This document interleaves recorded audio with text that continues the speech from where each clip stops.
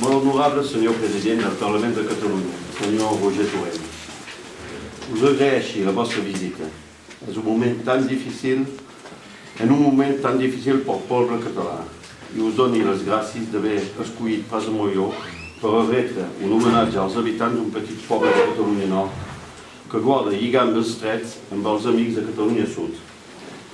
El coratge i l'actitud determinada del poble català, del qual formem part, només és un exemple per tothom.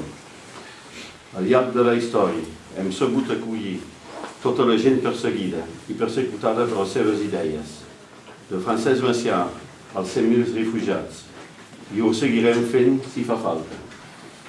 La revista Fidelitat al nostre poble, que us entregui, reflexa el nostre lligam.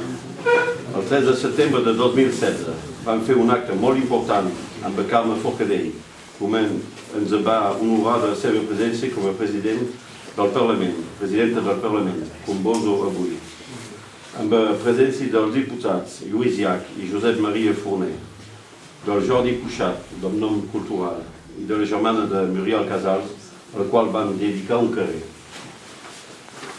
Podeu entendre que avui, malgrat el 155, tinc un immens pensament pel meu amic Carles Puigdemont i pels presos polítics, ciutadans de cor del poble, a qui vam enviar per correu cartes que no els va arribar mai. Moltes gràcies, senyor president, moltes gràcies, senyor i senyores diputats, amics i amigues. Junts serem més forts i més republicans. Visca el país dels catalans.